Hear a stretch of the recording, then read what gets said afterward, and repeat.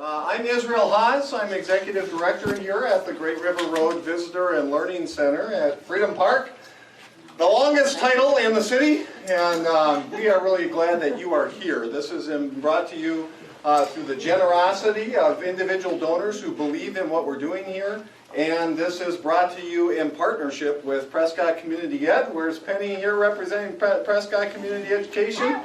And Building an All-Inclusive Community, a new group that's forming in town. Those of you who are from Building an All-Inclusive Community, can you show your hands? There you are. All right. Awesome.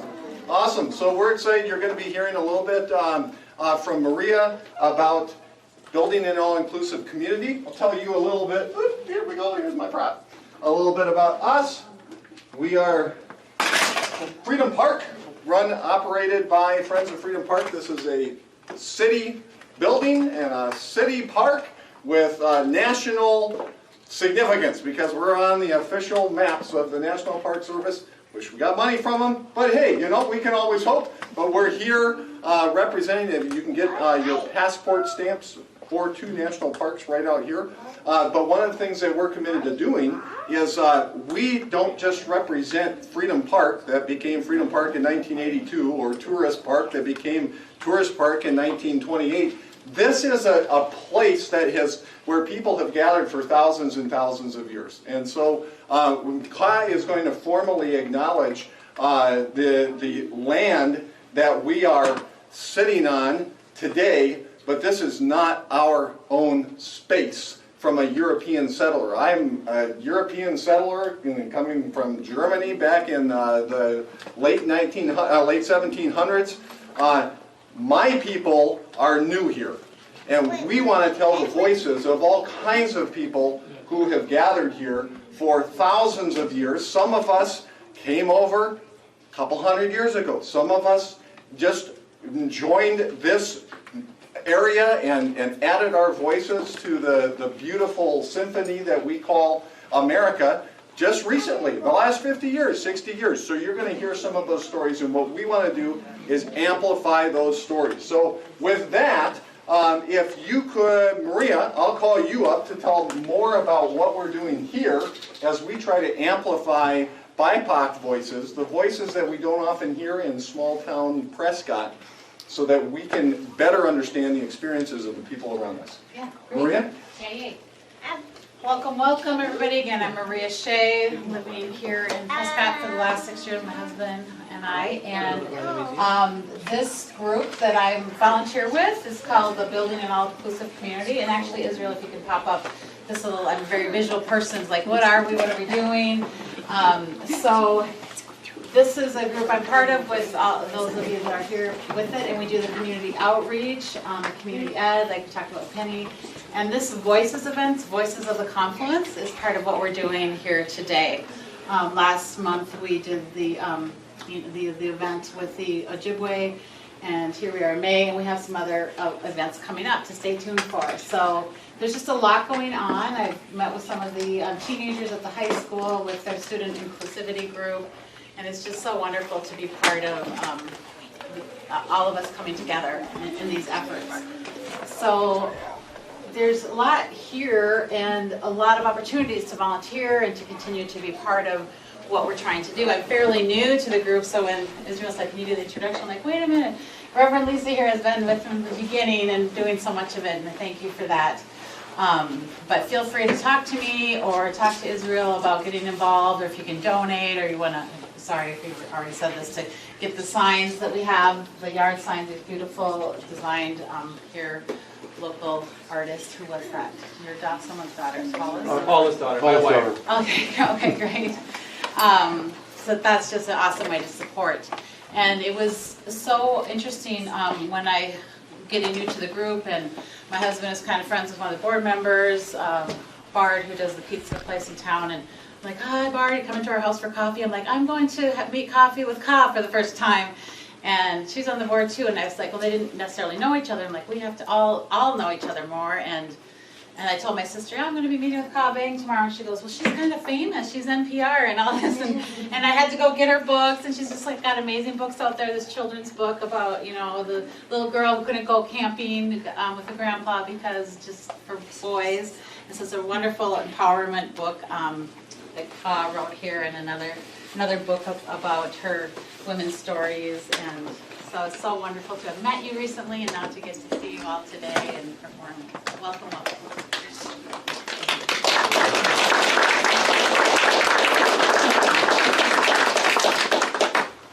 I don't have a big a voice as Israel and Maria. So, Nyong, hello, Gulbe Hagava. My name is Gava. And this is Asian American Pacific Islander Heritage Month. So May is API Heritage Month. And that's one of the reasons why we're actually doing this event, is to highlight the contributions of API community members in Prescott and beyond. I won't take up a lot of time because I know you really want to get to the singers and the dancers and the food. And so please stick around. We'll be having a small reception. I just want to acknowledge before we continue that we are on Indigenous land.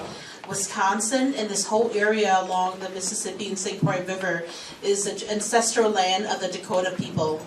Other Indigenous communities also live in Wisconsin and Minnesota in this area, including the Ojibwe people who came to this area following the McGeese or the wild rice. And as Israel has said earlier, we give thanks to Indigenous people who actually share their land with us. If there's one thing that I want you to remember, it's that Indigenous people are not people of the past. They're still here and contributing to our collective futures. So I am part of the Building an All-Inclusive Community group. Not as active as I want to be, but certainly I'm a part of that group. I used to be a board member of Friends of the Freedom Park, and we're all here today at Friends of the Freedom Park. What you should expect today is we're going to do 2 performances, and then we're going to do a Q&A. And that'll give you an opportunity to ask any questions that you may be curious about, the things that you might have heard, seen. You know, our 2 performers are in traditional Hmong regalia, so you might be curious about their costumes also. So please feel free to ask questions during that time. And then after that, then we're gonna move into the food, because we can't have a celebration, especially a Hmong celebration, and an Asian American celebration without having food. And so that's the last part of the program. Will be food. First, I'd like to introduce our first performer. Her name is Gao Song Her Hugh, and she's right there. She's also my. Understand that. She's go for it. She's also my younger sister, and so that you don't think that I just recruited my family, I like to give you a little bit of background about Gao Song. So Gao Song's a trained soprano. She's a classically trained opera singer and has played in all the big venues in the Twin Cities. She's also a former Class Notes artist. She has a background in theater and performance, and about 2 years ago she graduated from Columbia University in New York City with a master's in arts administration. Yes. Oh. Hey, when you have there's 8 kids and you have 7 siblings, it's hard to keep all the degrees, who graduated when. And so our first performance is Gao Song. Please give her a round of applause as she comes up.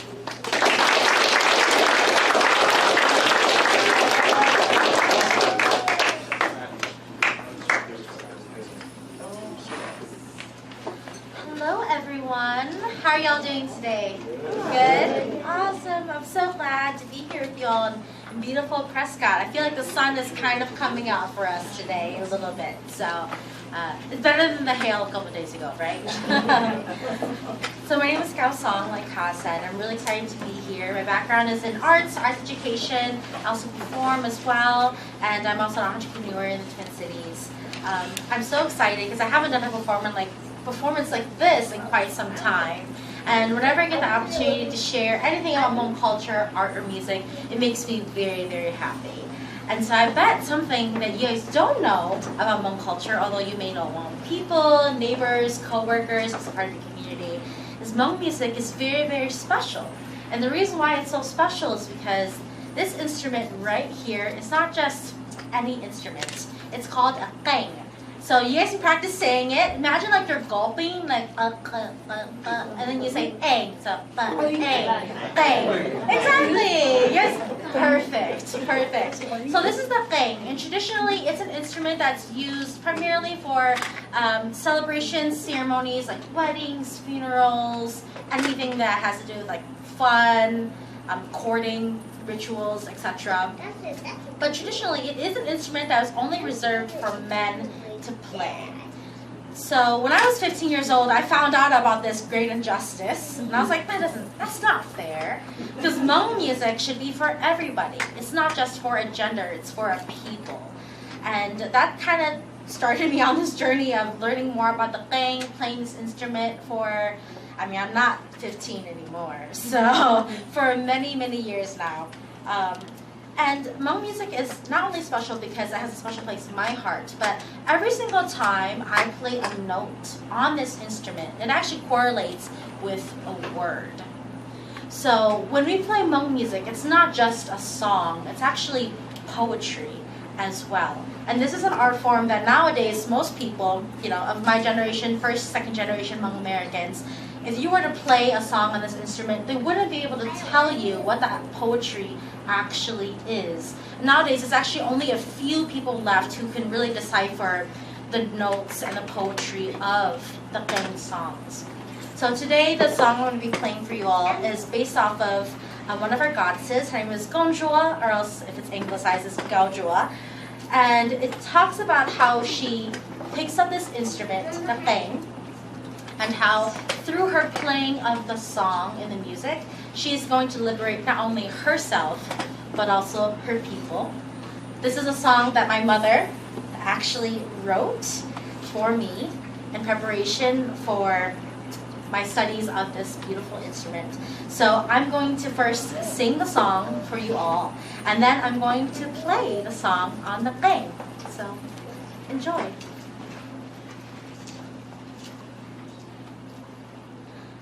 Tango. Oh, sorry. No, not that one. Yeah, my fault. That's okay. Don't worry about it.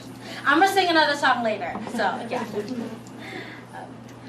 Tango zelo biyo biyo ai bi mong tango sing yo mu mo da ring hyong yo lo chua chua ka ling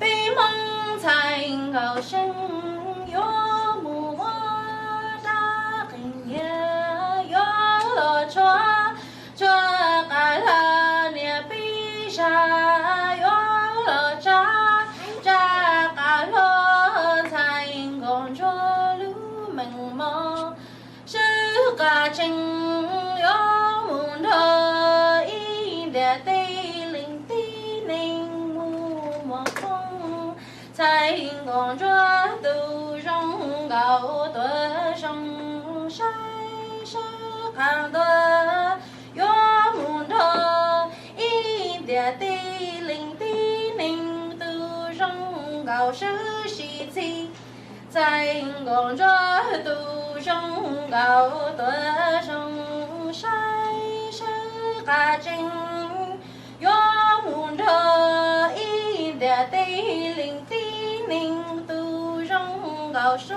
西落在广州路西莫落干起头上高有皮刀你被迫成被迫定有皮刀你被迫成被迫破 Thank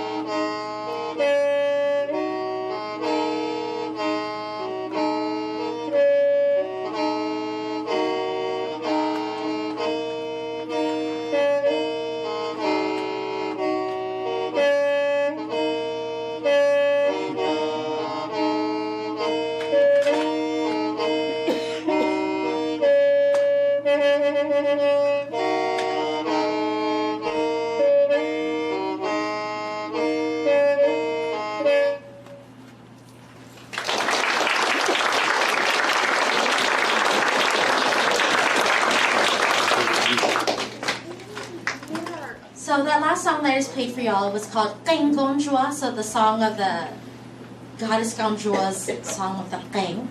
But this next song that we'll be performing for you is called The Way of Love, or Tsokitlu.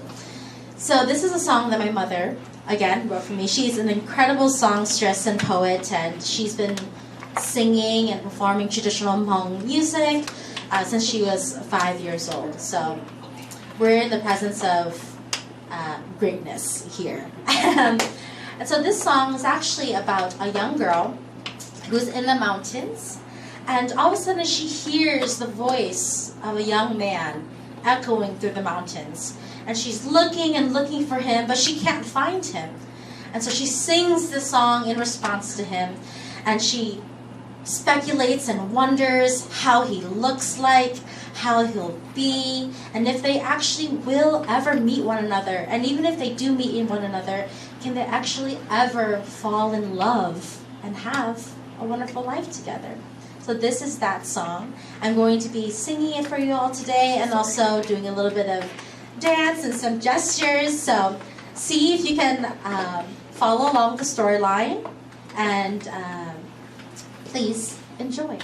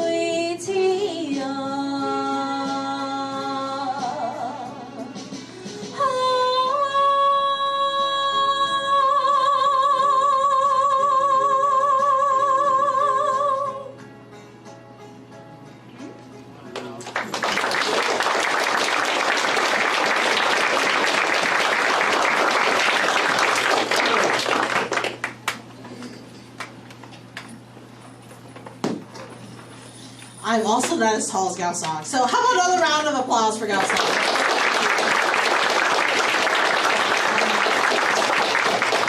Fantastic.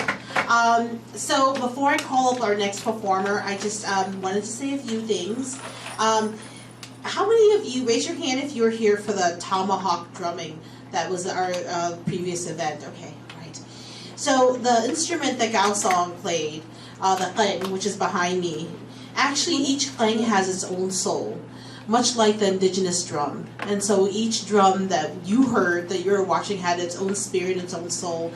And this is something that's very common in a lot of different cultures and people.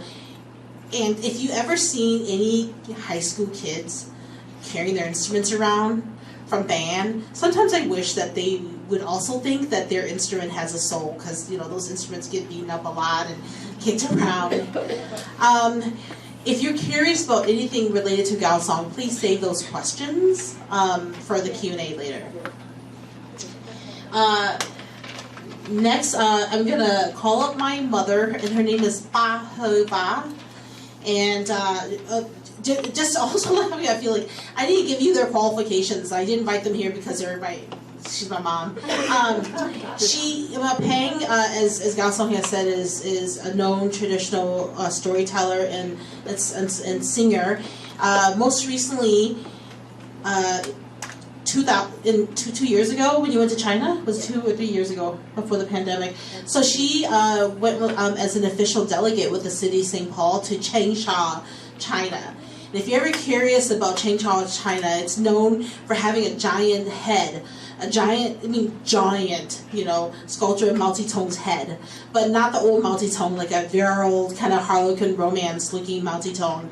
And so Changsha is a sister city of St. Paul, and my parents went and my mom went to deliver a Charles Schulz Peanuts, Lucy, to Changsha. And while there, she actually sung a friendship song between the two cities, St. Paul and Changsha, and she's sung, at different public events, all too much for me to name.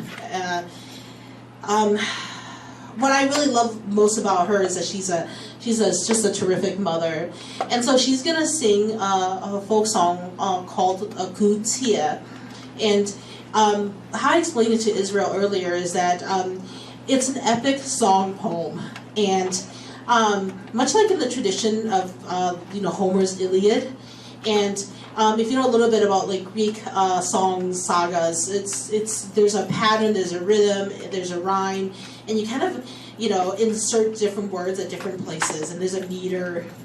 And I used to say that it was like rap, but that wasn't really accurate. So now I'm talking about it as Greek poems, and so.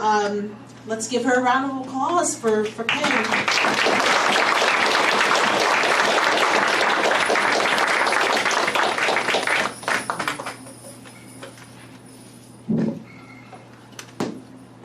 Hello, everyone.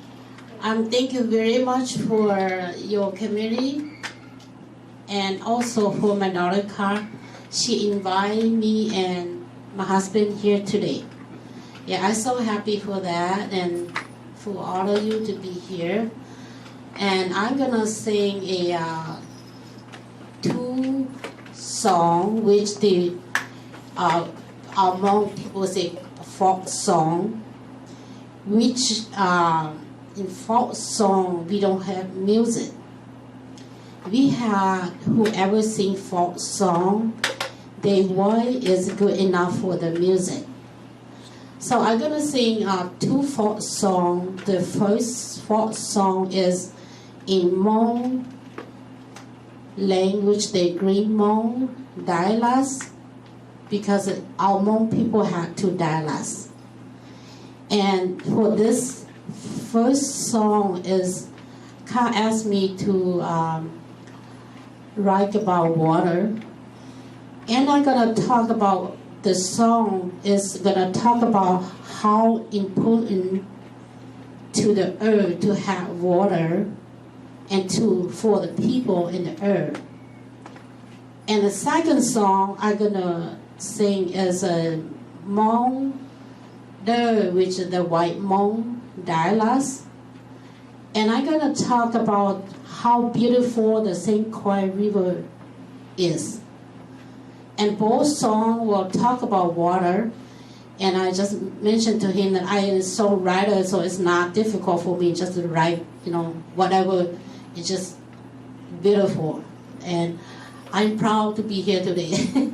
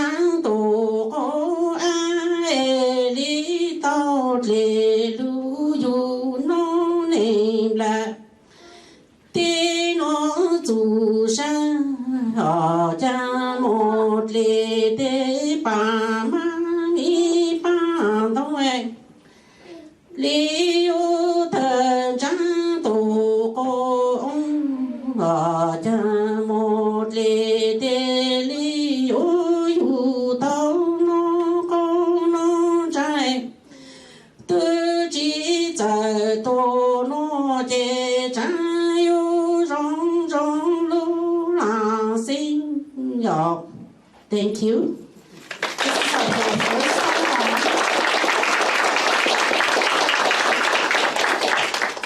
And my second song will be different dialogues.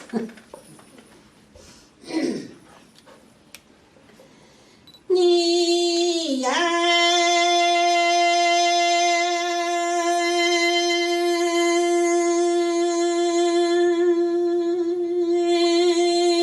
du trái răng trong xoay nâng cha tu mi để sinh khoe nó chế ni rung rung gầu elu mi ca ba để chế hu li chi za trong chi nu chi niên nhon lại để chế rung rung gầu lại tu chế cho chi có cho phá em lại để chế thiệt sẽ quá lòng mi đi nâng ma lu gò chung gò lu chong mi su ca mong cha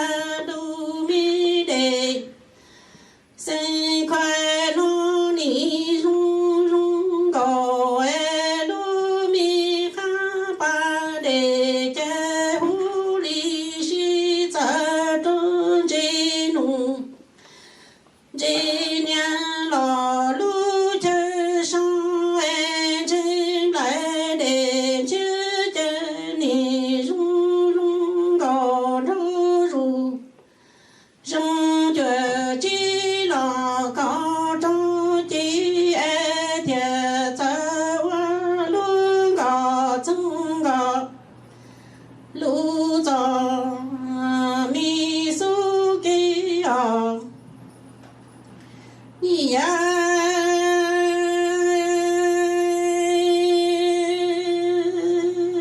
tu mi de sinh khoe nó ni rung rung gò e lo ti qua lo mơ tư ta trơn đã to e lòng tin thề mơ lu gò chung gò lu a chê yu lại qua si mu thiên nọ sa y rằng chúng cho hãy nâng tu mi đề sinh khoe nó chế ni rung rung gò e đã lò ti qua đã tư ta toàn đã e y rằng chúng cho hãy nâng thề tao ma lu gò chung gò lu na li yu mu thiên nọ lo thiên ha che rung xie wa lo no. Thank you very much.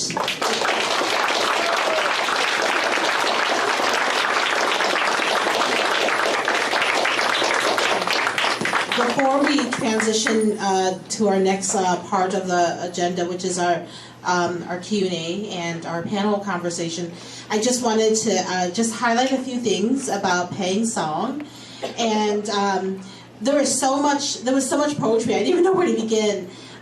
Next time we do this, if we do this again, I'm going to translate the actual song so you can follow along. But what I heard acknowledge was the beautiful waves that crest and glimmer, and the fish that live underneath the water, and how, of course, you know, the St. Croix is known for being clean. So how clean the water is, and how people from all over the world come and boat in the St. Croix River. And I'm actually not doing it justice because I'm not poetic at all as I'm explaining this to you. But there is a lot of imagery, in which I hope during the Q&A, Payne can tell you a little bit more about it.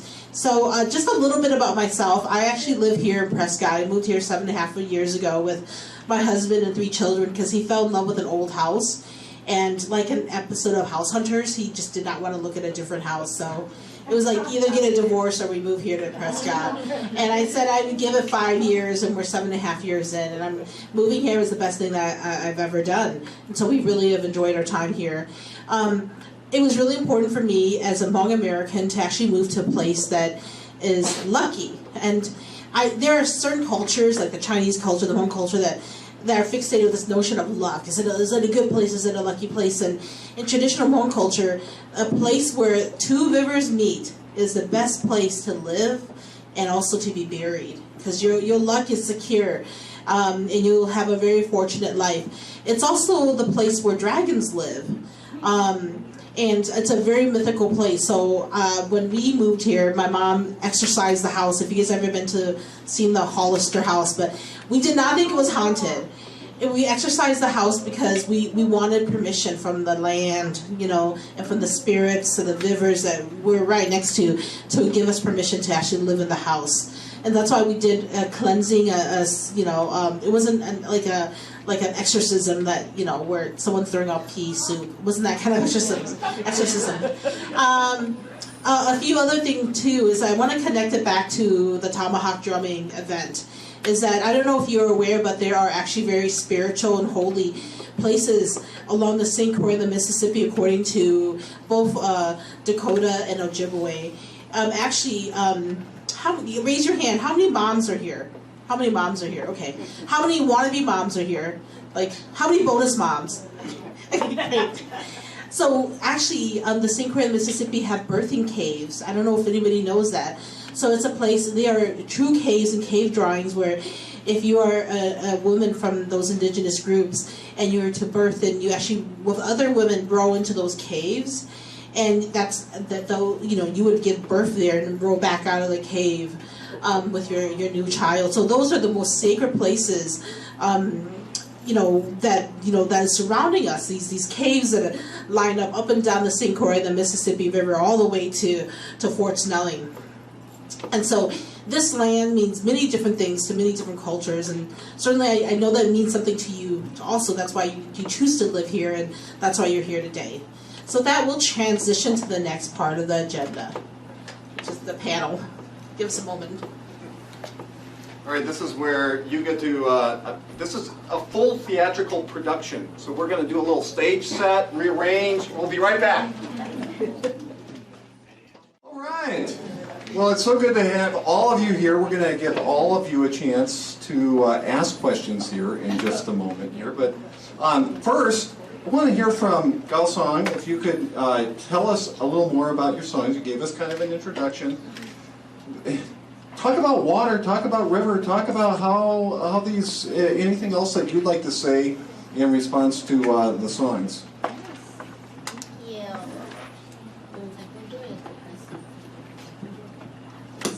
My mom wants me to let you all know that Gaunjua is not only goddess, but she's also a princess as well.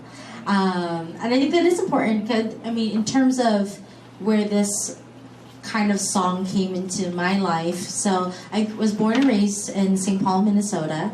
For a while I lived in Oakdale, so not too far away from here. But water was always such an important part of not only my culture, but also kind of upbringing. I'm a Pisces, if anybody's into astrology at all.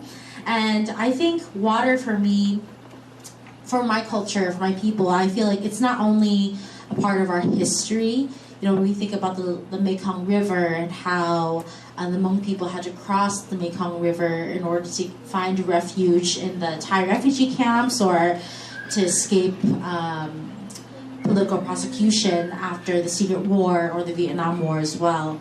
But water in the state of Minnesota has always kind of been a mystery. I feel like it's a place, water holds memory, it also holds potential, and it's really the secret of life. And so my favorite thing, I don't know about you all, but my favorite thing whenever I'm leaving Minnesota and I'm coming back on a plane, I just love looking out the window. And I try to count all the bodies of water, because I'm like, is it really 10,000? Who came up with that? And I just start counting. But there's something that's so mysterious and wonderful about it. And so, although my songs themselves personally didn't have anything to do about water, for myself, water holds such a huge significance. And I think I'm just really, really honored to be in Minnesota, and actually here today, of course, with all of you. Because I feel like every single body of water I've ever visited in the state of Minnesota, whether it's a lake or the little wetland that's out behind my parents' house, is just a magical place. And yes, there are dragons in the back in that wetland as well. So try not to impede on their space and all, but yeah. Well, and this would be for all three of you. So whoever would like to speak about this, Vang, you may want to address this as well, but you can talk about the song. But I also want to ask, because not everybody is aware of what it was like for you to come over here. And so when we're talking a little bit, and you weren't born here. You weren't born here either. No, I wasn't. You started in Rockford, Illinois, and then you moved to St. Paul. So maybe if you, all three of you can kind of combine, and I can give it to you first, Vang, and then you can maybe just share a little bit about the history of the Hmong people and how you came to America. Not everybody has that history, and I think it's a really fascinating and important part of the whole story here. It was a long story. We'll talk about day in day, we'll never finish. But I just touched base when I was very young, and that is 1975. 1975, I just had my first daughter, Car, about 1 month old. And my husband, he is out of town, which he worked in the Vang chain. So we are separate place. Anyhow, we need to flee the country, or we're gonna die. So we all find our way to the airplane, and I was the first person get into the door. And when I realized that I got up into the airplane, there's 8 people that they cried over my shoulder, underneath me, stick me on, and they all went into the plane. So we only have 8 people in the plane, and the pilots are very mad, angry, because the people are not going to the airplane according to they're supposed to do. And he just took off. He took off the plane to Thailand. And I only had Car and me. I said, well, what should I do now? Nobody there. Where should I go, And things are very worry, and we had a very bad, scary time during that time. And a few weeks later, then my husband came from the capital of Vientiane in Laos toward the camp, which we landed in the camp. And after that, we stayed in camp for 4 years, and then we moved. And then we need to come to the United States. We need to come. Actually, we don't want to come. I tell you all, because in our country is more freedom. The freedom is you can own much land that you want. You can move wherever you want it. That's how this is very flexible land during that time. So we don't want to move. We don't want to do anything about that. But somehow we need to do it. We don't come to the United States because we serve the U.S. My husband is a major in the military, and communists came, then he will die. No choice. So we need to flip the country into, and we came to United States in either 1980. Yeah, 1980. Then we land in Rockford, Illinois. We stayed there for until 1983. Then we moved to Minnesota. So it's a very frustrated for the first 10 years. We don't know how long we need to stay here. Because if we really want just to go back, we don't want to stay here. And we don't know what to do. But Thai come, Thai pass, we need that we don't have a choice anymore. We know that we don't have a choice anymore, then we start our life in the Minnesota here. Yes. We start our life here. We had 8 children, and our children are doing very well. So we are very proud. We are part of the United States citizen. We pay tax, even we different color. We pay tax like other people. We work, and we try much more to donate to the community, whoever we try to help the community a lot, whatever we can do for the country, for this country. We have promised to this country, take it all when we became citizen. We're gonna help this country. We make it our life here, we make our home here, we be part of the United States. We're so glad that. And then I'm gonna talk a little bit about the song that I wrote here. I'm the songwriter. I know how to sing a song ever since I'm 4 years old. I can make anything for a song. So it's not hard for me to just write a song. So my daughter asked me to do it. I just write the 2 songs. I think about, she said she want me to talk about water. And I think about water is very important for human, for the earth, for any creature. If no water, nobody can live. Nothing can help in the earth. So this is my song. I talk about who is created the water, who is created earth, and in our logic, Goli is Eden, and Adam is the person that create most of the thing. So my song say Eden and Adam are the person created water. So when we have the water, how the clear and clean water is in the mountain. This is my song saying. Clear and clean water is in the high in the mountain. And the ocean is in the flat land. The ocean can raise like the creature like fish and other creature in the land, the flat land. But the clean water is supplied to a human being to drink, to survive, to live.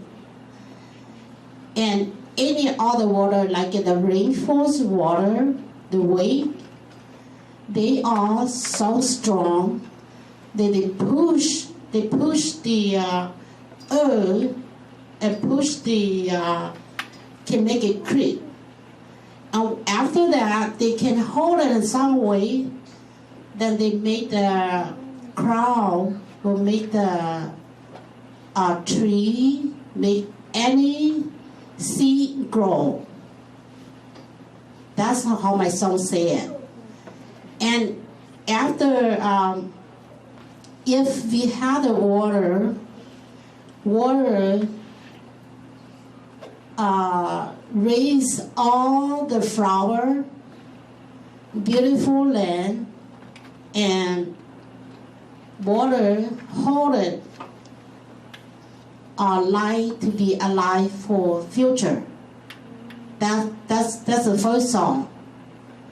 Yeah, and the second song I talk about the beautiful of the St. Croix River is so beautiful, clear and clean. Underneath it is for fish, for the creature that had life in the water state. But in the high waves, they're so beautiful, like when you see waves like this, for thousands of them, you can see that's make the way for the boat and the people can travel to find things to for food, or they can find like they can go back and forth and for fun. That's the second song. So thank you very much for listening. Thank you. I just want to add a few things to answer Israel's question, to add to my mom's experience. So in 1975, America pulled out of Southeast Asia. And they pulled out of Vietnam first, and then Cambodia, and then Laos, where we're at.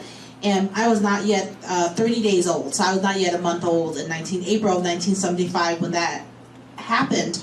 And my mom strapped me on her back. So in her telling the story about how she tried to get through the airplane door, and then there was already 8 people on top of her, and she was like being stampeded. There was a stampede, and so people were they were stepping over me. I was on her back, so I was protecting you, Mom. Also, another thing too is that, you know, in I guess, I don't know, American popular culture, what you find at the end of the rainbow is what? A pot of gold. And in Hmong mythology, what you find at the end of a rainbow is dragons. And so whenever I see my kids, when the kids and we see rainbows, especially all across the St. Croix, I would tell my kids, watch closely because the dragons are rising. The dragons are coming up, you know, to show themselves. That's why you see the colors. And so for like the kids and also those that are kid at heart, next time you see a rainbow, look at the end. You might find a dragon rising. Okay, I'm just going to ask a couple more questions and I'm going to let you guys have at it. Okay, I have a big long list of questions I'm really excited about, but I'm going to limit myself to 2. It's National Asian American Month this May, right?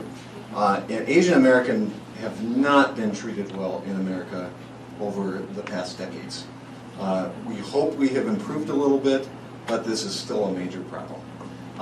Talk a little bit about your experiences in being an Asian American and any kinds of prejudice and things that you've experienced. Because I know, Ka, in talking with you, in your broader family, you guys have experienced some significant prejudice and even violence. Would you who would like to take that first? Do you want me to go or do you want to go? No, it doesn't matter. Okay. Yeah. Yeah, so I think the common misconception is that people, when they think about racism or they think about bigotry or they think about prejudice or hate, they have a very specific idea of what that looks like. You know, maybe in their hearts, maybe they feel like, oh, I would never call somebody a chink. Or I would never yell at somebody and tell them to go back to their home country. Or I would never physically hurt somebody who looks different than me. But racism is something that's way bigger than any of us. It's systemic. It moves and it has its own heartbeat. And it functions and it impacts people in all sorts of different ways. And this is something that in my own personal study, I just wanted to know why these things were happening to me. You know, when I was growing up, I definitely have been I was born and raised in Minnesota, so I have a very different experience, and I recognize that I don't have the immigrant experience, because I don't. I'm bicultural, so I feel just as much Minnesotan as I do Hmong, you know. And I love Mall of America, and I love going to all the different lakes. I love doing all those things, but I also love going to the River Center to celebrate the Hmong American New Year. And I love my outfit, which is part modern and part Hmong, and that's so much of who I am today.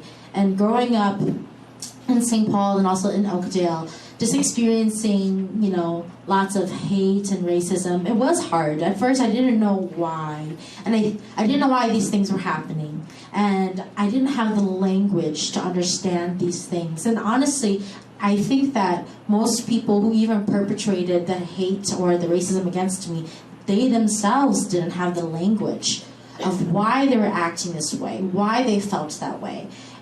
There was just something in them that made them feel and think that it was okay. You know, so every single time someone told me, like, where are you really from? Like, this is racism, this is a microaggression. And I'm like, Oakdale. They were never satisfied with that answer. They're like, no, but really. And I'm like, you want the street number? Or what are we talking about here?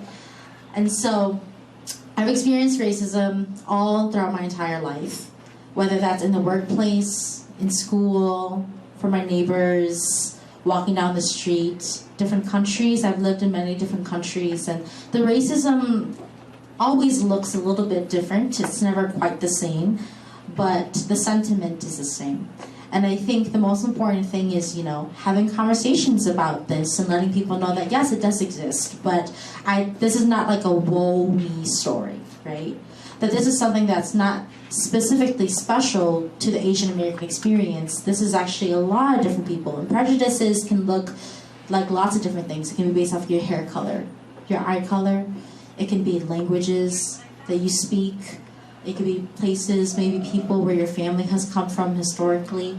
It can even be a zip code, right? Like St. Paul and Minneapolis. Like, they're always like, oh my gosh, you know, St. Paul people are different than Minneapolis people. But no, at the heart of it, it's like we're all the same. And I'm always kind of pushing towards humanity. And so whenever we do these performances, I think that's really what it's about, is kind of what your mission is about, right? For your organization, which is that once we come to, we don't all need to be the same. And I wish that you would look at me and know that I am different, because I look at you and I know that you're different as well. And we can celebrate one another's differences and be happy about that, because tolerance is so 1970s, 1980s, right? Like, we're in a new wave, we're in a new age. Everybody's minds and thoughts are kind of changing around this. And this is something that I hope that, you know, the more that we come to connect with one another and build community, the more we can understand and appreciate one another and build love through our differences and through our shared things, which we should be celebrating, like a shared love of music, of culture, of community, of water, which is why we're all here today.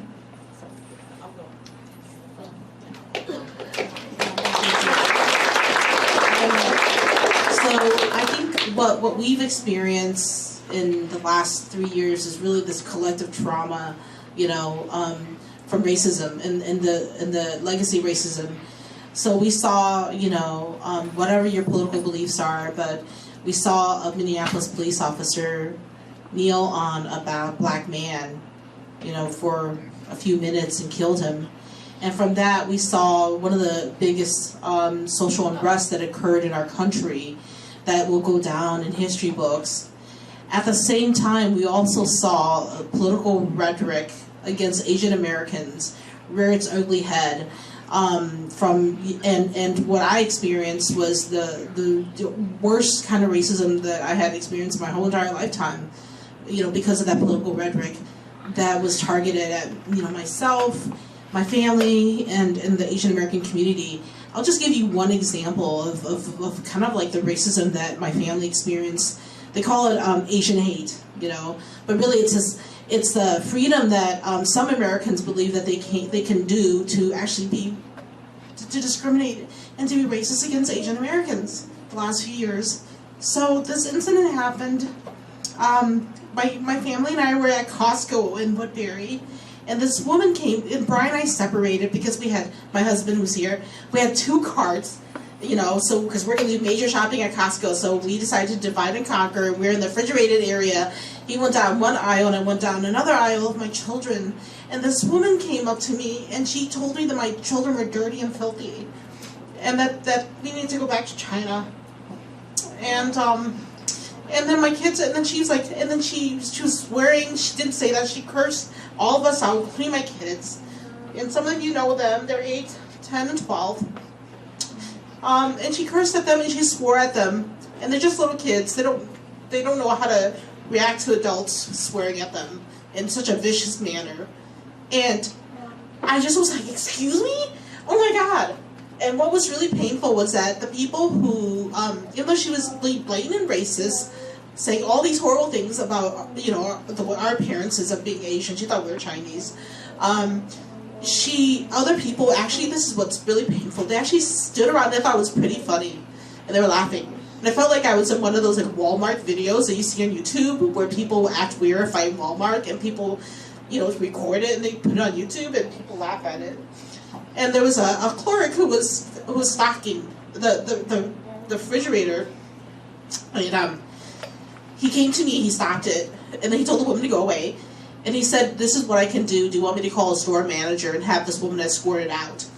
And I'm really sorry. I'm so, you know, I feel so bad about you and your kids. And I said, no, it's fine. I just said, you know, we have a few more shopping to do. I'm going to try to find my husband, and then we're just going to get the heck out of here.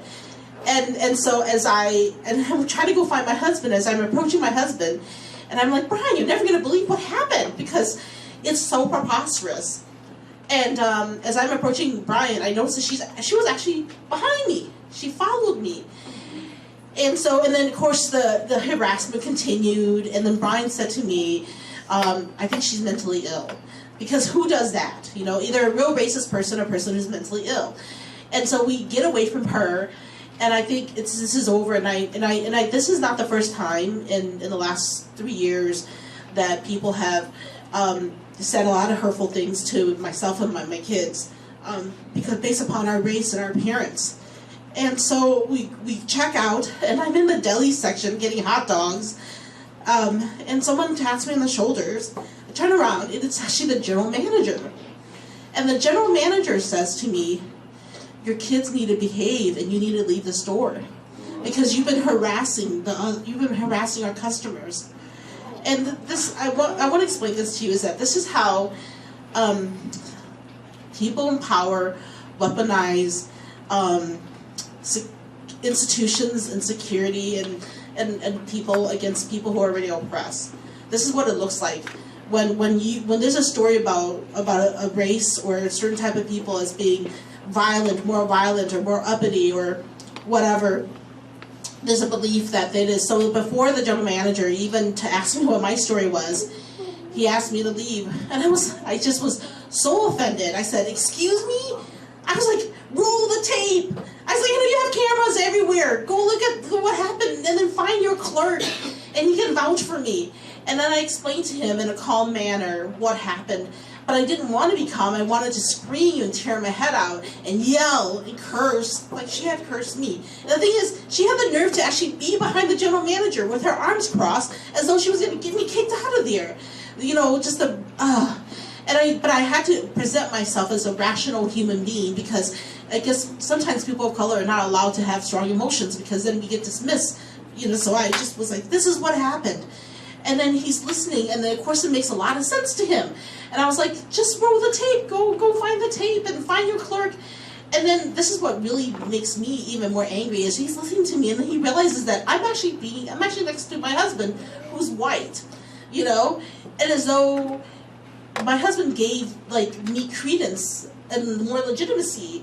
And so then the general manager actually apologizes to me and takes the woman aside and gives her an earful, and we get out of there. And I can just say that that's just one of the examples. My son, who, you know, is 8, you know, was told to go back to China, and you know, and then someone did like the chinky eye on him, and you know, he said to me, he goes, "Mom, guess what I learned?" And he did it for me. And I said, "Don't you ever do that again. That's the worst thing that you could ever do to your face, And they said that he didn't understand it because no one had ever done that to him before. And so I'm just saying that if you hear about, incidences of violence against Asian Americans, we're in a moment as Asian American community members right now, because of the language and rhetoric that was used against Asian Americans. And I remember when all this was going down, the pandemic had started and Minneapolis was burning, and I just was crying all the time to my boss when I just left Minnesota Public Radio and American Public Media. And he said, well, why don't you do something about it? And I said, I'm going to. So I started talking to reporters, my friends, and most of them were Asian Americans at that time. I said, we've got to do these stories. We've got to cover it. We've got to do these community events. We've got to be out there and beating the drum and telling people that this is real, that this is happening to us.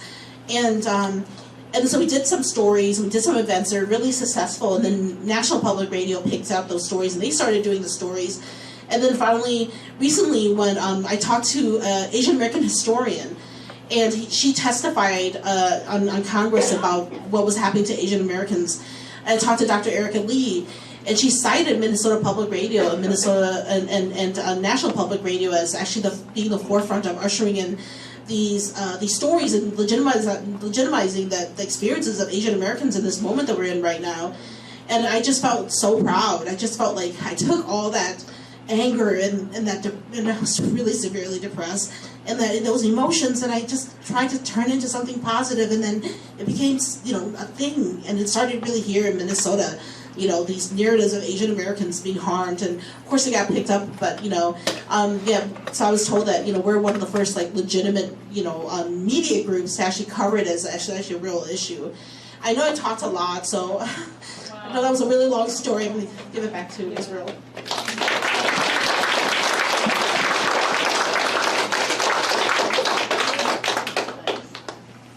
All right, it's tough to choose my next question here. So I'm going to give it to you guys because I have too many questions to choose from, and then I'll come back if you don't hit some of the main questions that I wanted to address. Yeah, go ahead. I just don't have a question right away. I just want to validate the heck out of that story and your stories and how much, so much we've all gone through, and can't even imagine. Just hold the space for you, and so proud of you being this part of this initiative to be on the forefront of telling the Asian American stories and to get out there and use your voices that way. So thank you so much.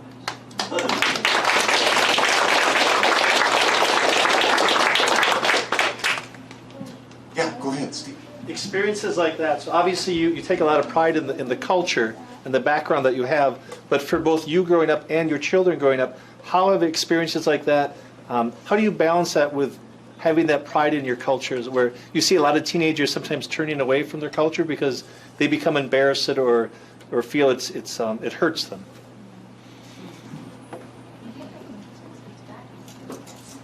So growing up, growing up in St. Paul and also in Oakdale, there was a period of time once I started experiencing the racism very early on. The first time I had experienced racism was when I was 8 years old, and some boy came up to me and he was like, "Ching ching chong chong chong," and I was like, "What is he?" I laughed at him because I was like, he's belligerent. Like, what is he saying? But my friend was like, "Oh, he's saying that because he thinks we're Chinese," and that hurt me because I was like, "Wow, doesn't he know that I'm Hmong?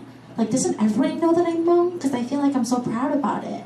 That was the first time I felt ashamed. Because I was like, I wonder if I should be. I wonder if that's something to be embarrassed about.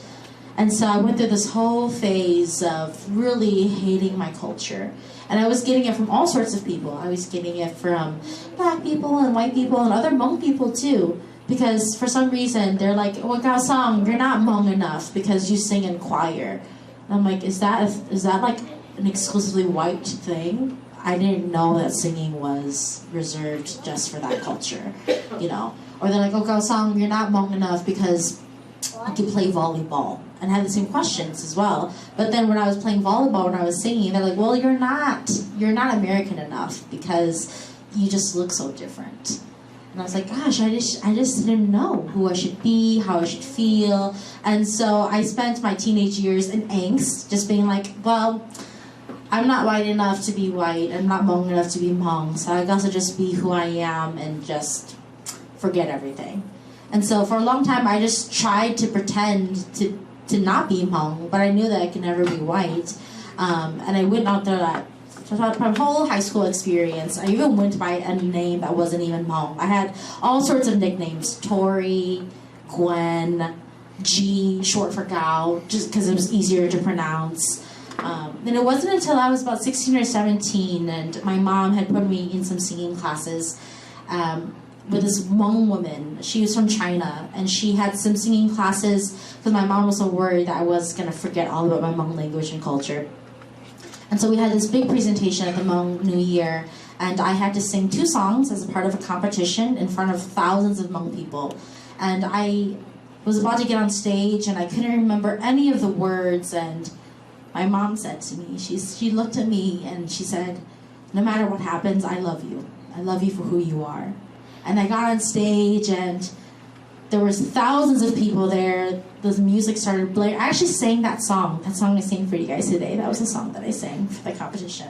And I sang that song and I just fell into my community. I was just a scared little girl, and my community opened up their arms to me, and they embraced me. I could hear them cheering for me, and in that moment, it's still a very powerful experience for me, because growing up, those experiences of racism I had made me ashamed and quiet. If you knew me when I was a child, you would never believe that I'm on stage now performing for thousands of people all the time, that I do this as a career. But it's because it made me feel so small. But music and my community, my love for my community, embracing that part of myself and actually allowing myself to fall in love with who I am as a Hmong person allowed me to this day to have so much pride and joy. And I find that I have the strength and courage to tell my story, to share music, to share my art and culture, but not everybody does. It is very debilitating. Some days you wake up and I experience it 4 or 5, 6 times a day, and I have to just tell myself all the time that I belong here, that I am Minnesotan and I am Hmong, and I am American and I am Hmong, and both can be true, and they don't have to be in conflict, but it's still something that I practice every single day.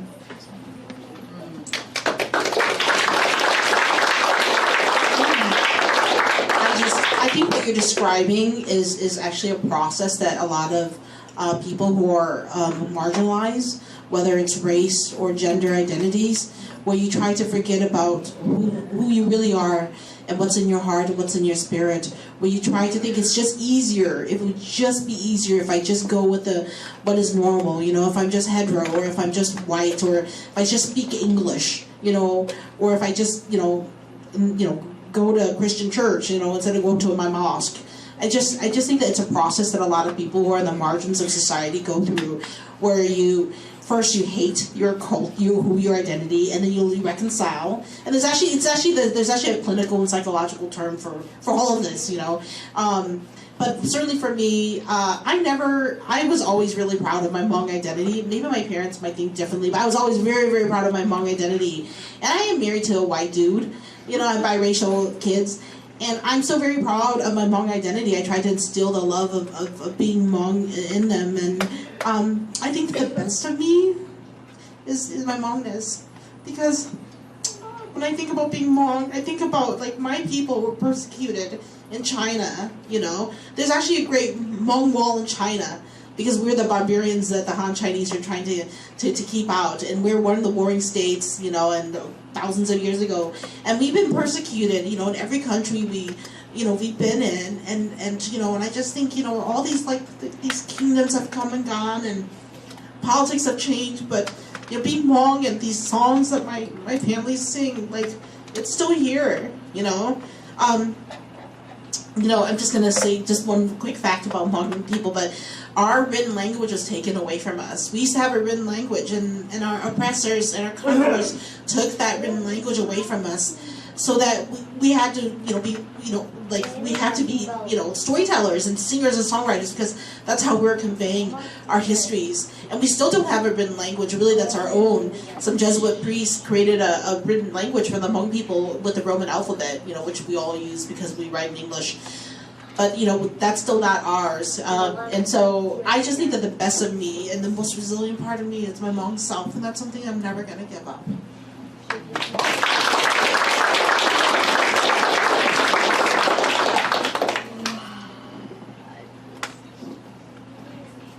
All right, somebody else. Yeah, go ahead. Hey, I thought that song was really, really beautiful, and I really love the connection with water. I think that's really neat because I think it's almost a cultural universal that people think water is special. There is something that's mysterious about it. You feel like there's something greater than you around there when you're near like a river. So I wanted to ask though, you mentioned dragons live near rivers, especially where two rivers meet, and especially in rainbows. Can you tell me more about dragons in Hmong culture? What do they look like?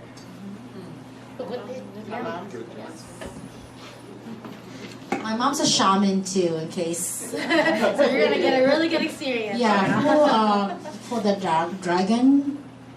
dragon is just a human, like spiritual human, and they can be whatever they want to be. They can change. They can change for a deer. They can change for a certain animal.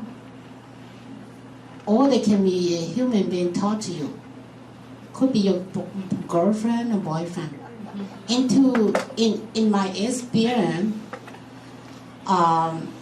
as a shaman, then when I do shaman, I can go and talk to them too.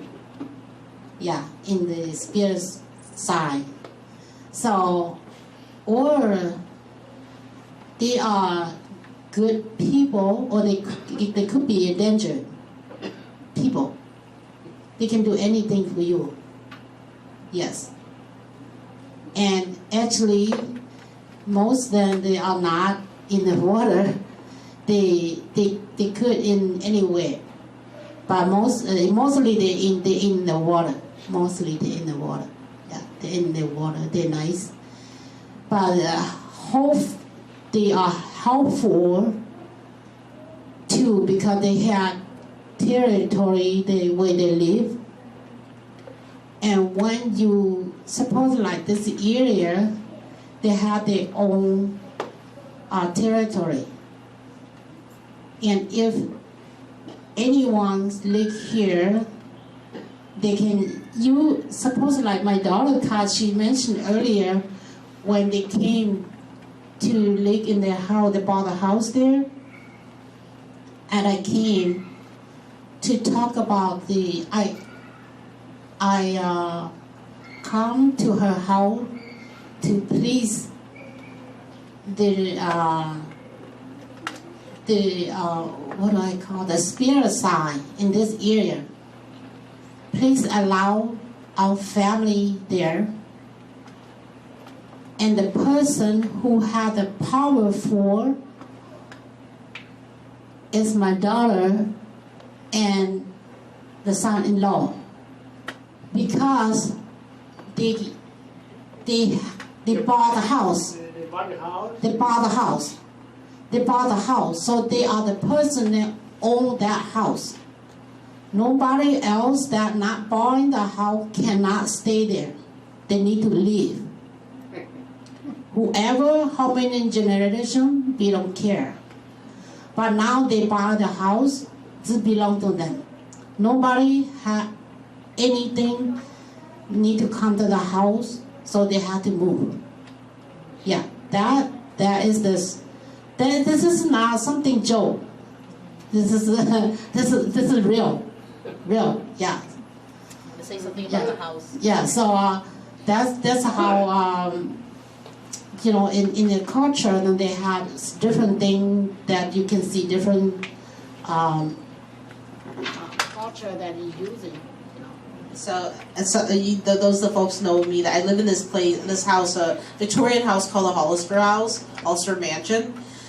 And when we were thinking about buying it, our realtor said, "Oh, do you know this place is haunted?" And I was like, and I said to him, "Why did you tell me that?" My mom's a shaman. I live in a magical world. He said, "No, it's not really haunted." So I had my mom come over and cleanse and smudge and ask permission. And in the back of my mind, when my mom was performing the ceremony, and I thought, what if the spirits said no? Like, what if they say no? Then I already bought the house. But then my mom said no, because you already purchased it, so you have a right to it. You purchased the house. This is your house. You and Brian, my husband, you guys own this place. And sometimes, I don't know. I don't want to start at anything, but sometimes there is a magic in the house. And we had a person that came and cleaned the house, and she said that she couldn't clean anymore because, and she's a white woman like a lot of you. She said she couldn't come and clean anymore because there was a ghost that lived in the house, and the ghost was actually the maid of George Hollister, who used to own the house, and she didn't want her to clean anymore, so she was getting too scared to come, and then she left. And so Brian, my husband, said the logical explanation is that she didn't want to work anymore for us. And so she made up that story. And I was like, I think it's a real story. All right. One more question for you guys. Yes. Well, I'm not sure if it was you, Ka, or Gasong. Someone mentioned white Hmong, and years ago I heard the terms white or blue. Can you share a little bit about what those refer to? I think it was my mom. Yeah. Oh, I'm sorry. Yeah. It was. Yeah, as the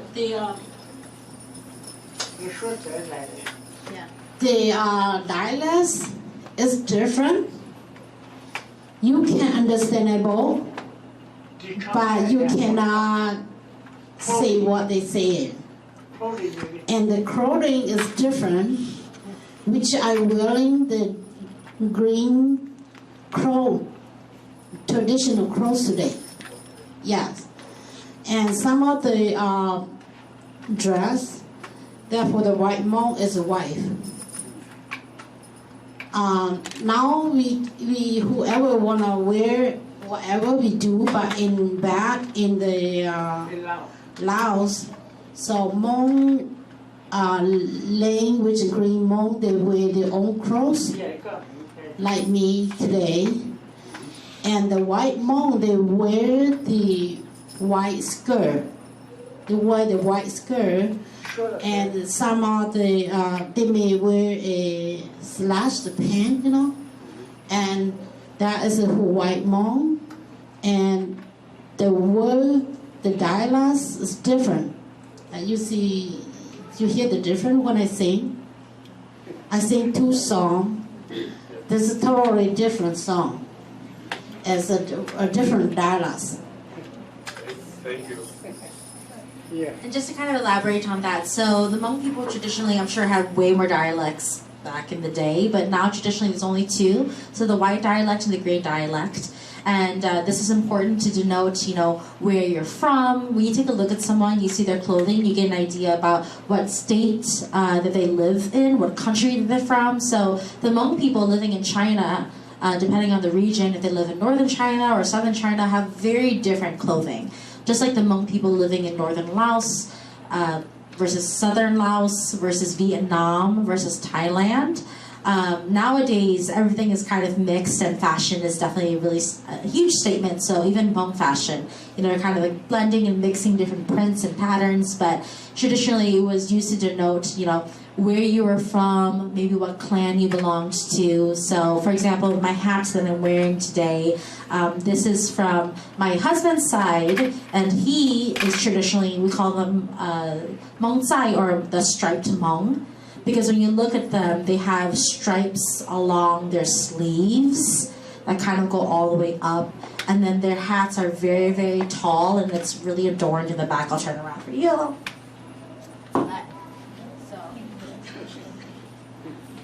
Obviously, my hat looks very different than my mom's hat, and it's because traditionally, historically, they're from different regions. And my husband's family is from the northern part of Laos. Yes. I just want to acknowledge just my father who's in the room. Yeah. He's wearing the pink shirt over in the corner, and something about my dad is that he was one of the first Hmong people to actually learn English. He was studying French, and the story he tells is that he was walking by one of his friends tutoring, and he heard, "How are you? How are you? How are you?" And then my dad said, "Hey, that's an interesting language." And my dad said, "What's that?" And the person said, "Oh, this is English." So then my dad started getting tutored in English, and that's how he learned English and became one of the first Hmong English speakers. I would say if I was there, I would say, well, that's the next language of our next conqueror. And then my dad also had an experience where he was in boarding school, and the Viet Congs came, and the Pathat Lao came, so he and his teachers actually went to hide in the jungle for about a month, until like the army passed through that part of the land. And so he's had really different experiences. He for 30 years led a social service nonprofit in St. Paul that helped with refugee resettlement and was really involved with local St. Paul and Minnesota politics.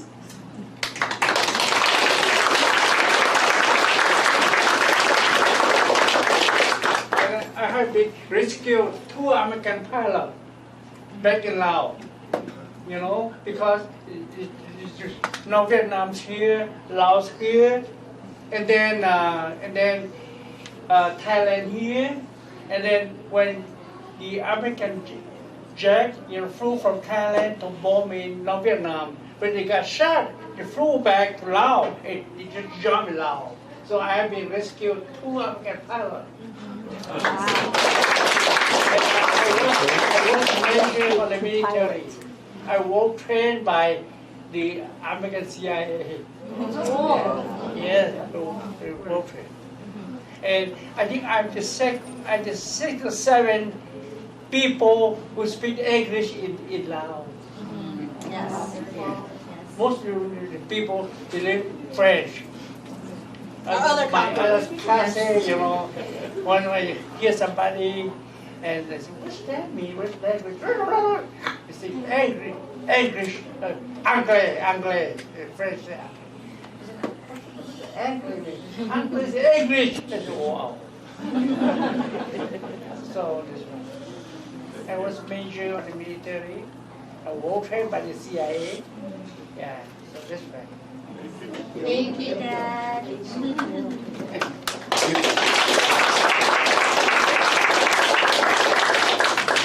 We have so many stories that I think we're going to have to do this again. What do you think, huh? Yeah, this will just be a first in a series, an ongoing exploration of getting to know each other and our stories here.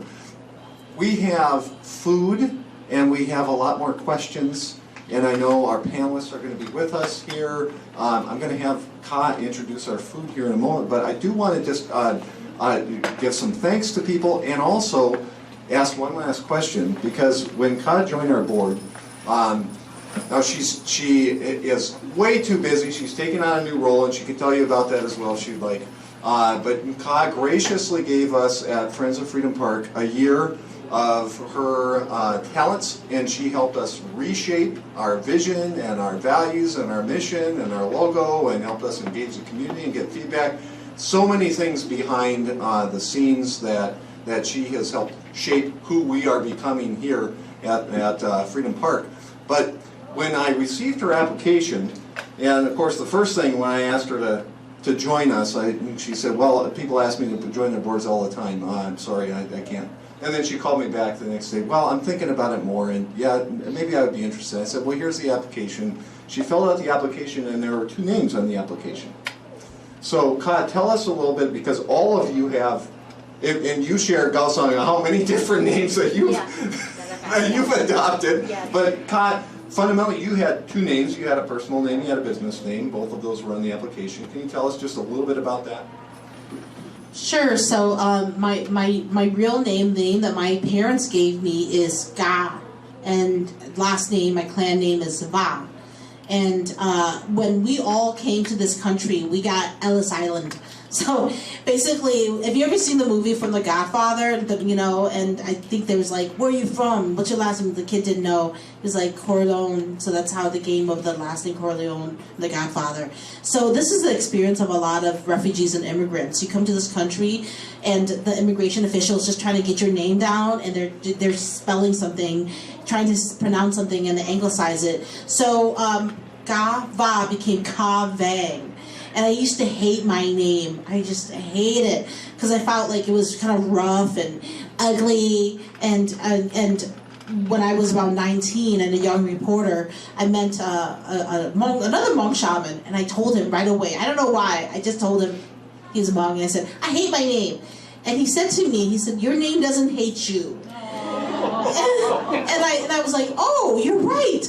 And he's like, your name has protected you. In our culture, when a baby is born, you give them a naming ceremony, and the name is so important. My grandfather gave me that name, I think, so I never liked the name Ka Vang. I didn't like the name Ga-va. I didn't like any of my name. And when I started really working professionally, as a way of decolonizing my name, and really holding on to and honoring my parents and my Hmong culture.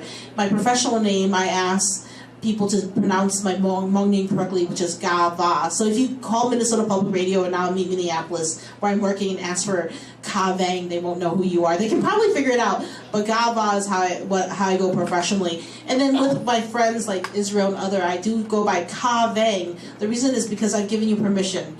I've given you permission. We're close. I know that you respect me. You know about me. You want to learn about me. You can call me Ka. My husband calls me Ka, but that's because he can't pronounce Ga, which really frustrates me. It's been 13 years of marriage, 14, I think. He can't pronounce my name correctly. But so that's why I have the two names. Yeah.